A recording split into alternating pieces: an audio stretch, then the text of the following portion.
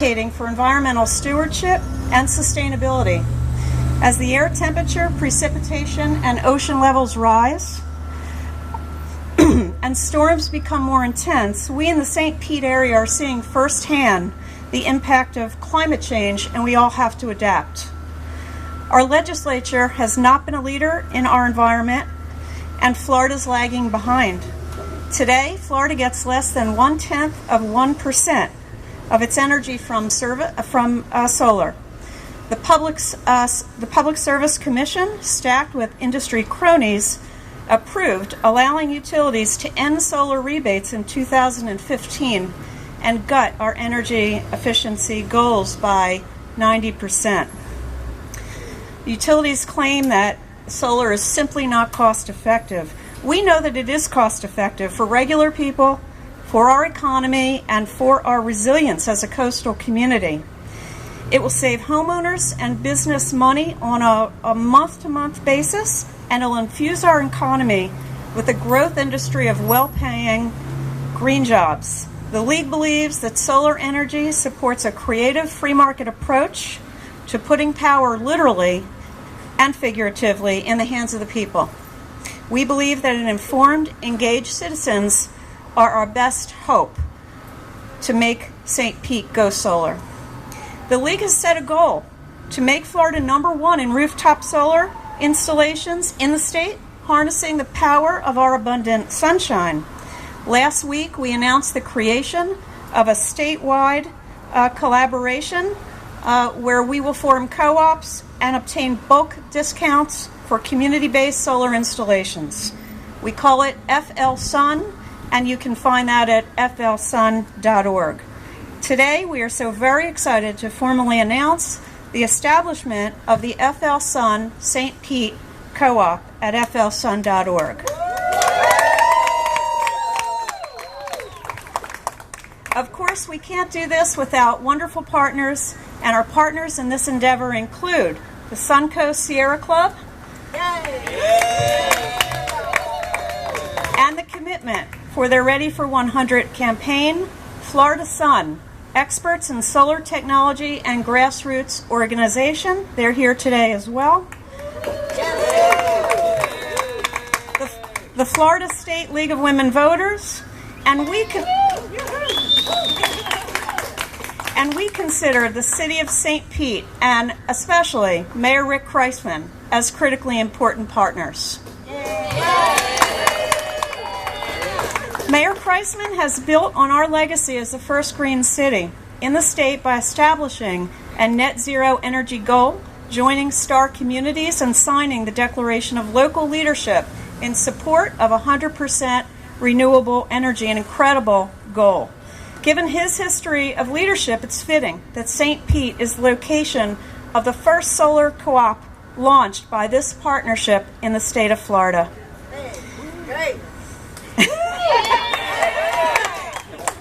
The St. Pete Co-op will help our residents and small businesses harness this abundant gift to power their homes and businesses, ultimately saving money, boosting our economy, and reducing the pollution associated with burning fossil fuels. We are, in fact, the Sunshine State, and we know that in St. Pete, the sun shines here. First, we're going to hear from Mayor Kreisman, then Angela Diemenbrow, the Florida State Director of FL Sun, to tell us how the co-op works. And then our third speaker will be Mary Dipboy, a co-op participant in Orange County and the beneficiary of having solar on her home. So we'll hear her first-person experience. Then I'll come back and speak briefly to the solar amendments, and then we'll take questions from the crowd. Thank you, Mayor Kreisman.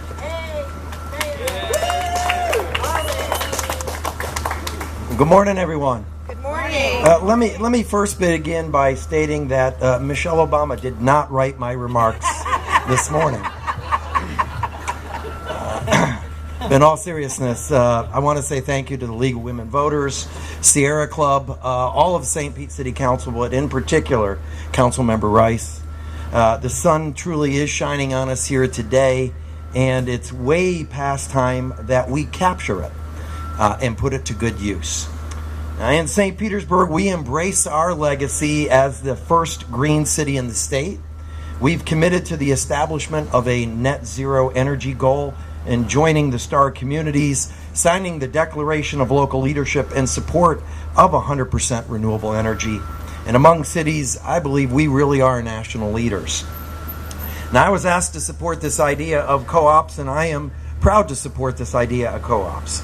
I know personally, as someone who has built a house that's LEED certified and has solar, the cost that's involved in doing it, and anything that we can do to help make that cost and bring that cost down, make it more affordable, and give more people the opportunity to take advantage of solar and our abundant sun is something that we should be striving to do.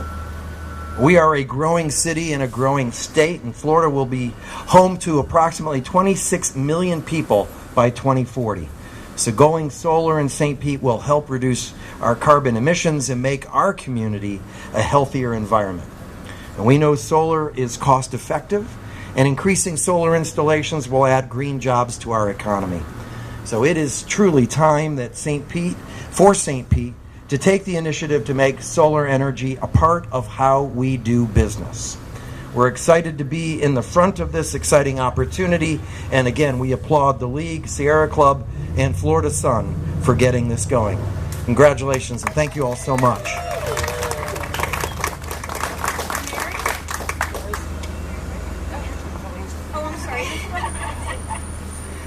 Hi, good morning.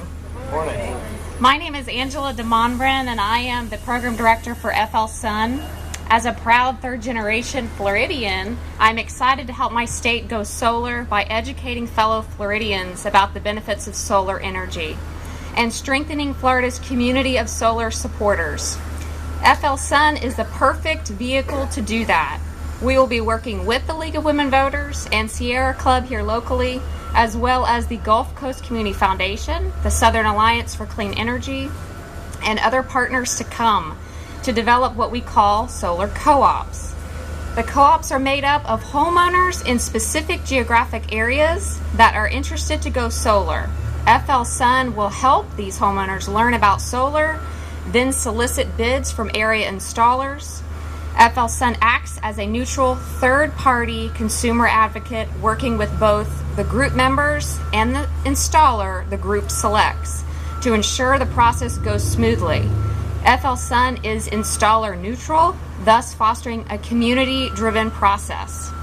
By getting this group together and selecting one installer, or maybe a few depending on the demand, co-op members can save up to 20% off the cost of their installation. Homeowners interested to join the group now can go to www.flsun.org and select St. Pete Co-op Group, as well as learn more about the upcoming information session on July 28th at the Sunshine Center. The co-ops are only a first step. As other speakers will discuss, there are two ballot initiatives before Florida voters that could greatly impact our ability to go solar. FL Sun's goal isn't just to get more people to go solar, it's to build a community of solar supporters so that we can ensure our state has fair policies in place that allow even more people to go solar and further strengthening the support for solar here in Florida. Thank you.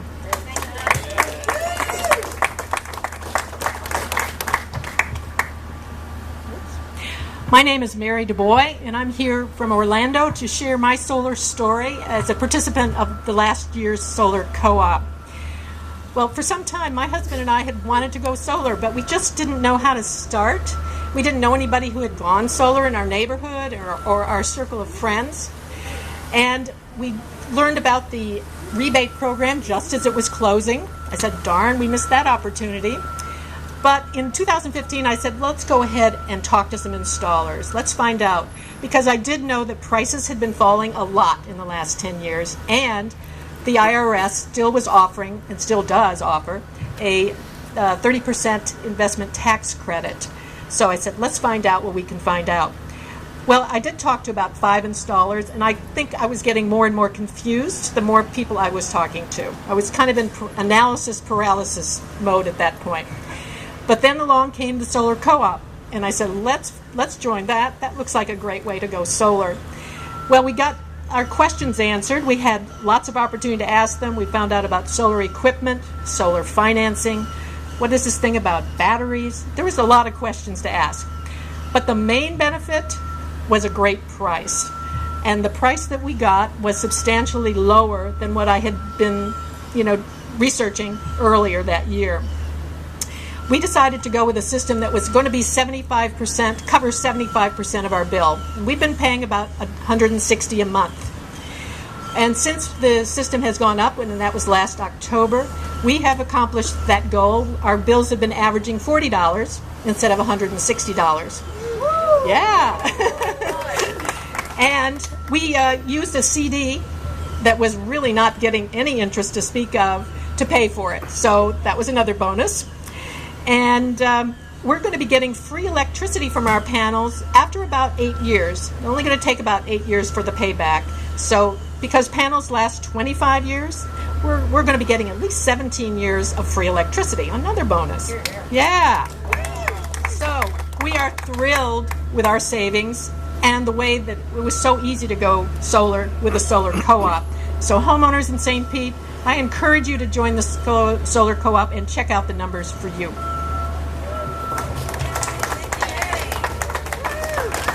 Thank you. Thank you, everyone. So before we open up to questions, I want to offer some comments on the amendments. Those of you who are familiar with the League's success in recent amendment campaigns know that we fight to win. We won fair districts, Amendments 5 and 6, collected more petitions than any other group on the Land and Legacy Amendment, and stopped Tabor, to name a few. Ballot initiatives could greatly impact our ability to go solar.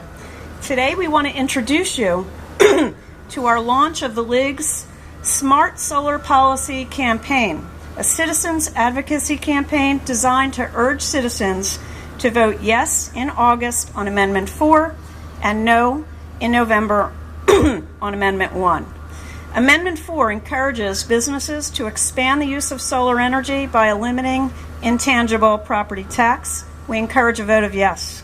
On the other hand, Amendment 1 in November is a utility-sponsored and bankrolled amendment that will slow expansion of solar for consumers and businesses alike and prevent competition in the marketplace.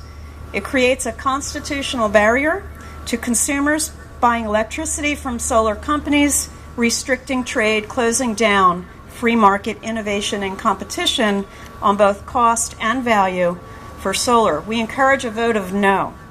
Thank you. We will be available to take questions. We've got Susan Glickman here to address the amendments in further detail. We hope that the mayor will stay with us, and we hope that Darden Rice will also stay with us for some questions. Thank you. So we're ready to take questions. I have a question for the homeowner from Orange County. Mary. Can you give people an idea of about how big your house is and about how much the solar installation costs? Right. How big is the house and how much did my system cost? My house is about 2,300 square feet. It's one story. And the system cost about $13,000, but I was able to get that 30% investment tax credit, so it brought it down to more like $9,000. A nice benefit. Yes. Mary, you're back up. How many kilowatts did you go with? How many kilowatts?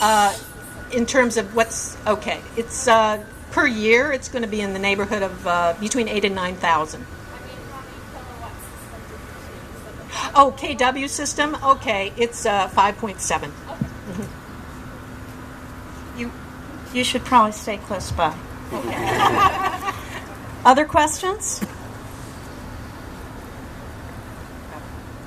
That's it? Okay, well, thank you. I guess I have a question. How many sign-ups today for the co-op will help it get rolling and starting? When will actions start taking place? Actions have already taken place. We have a town hall scheduled for July 28th at the Sunshine Center here in St. Pete. We had a soft launch of our program at the Pride events.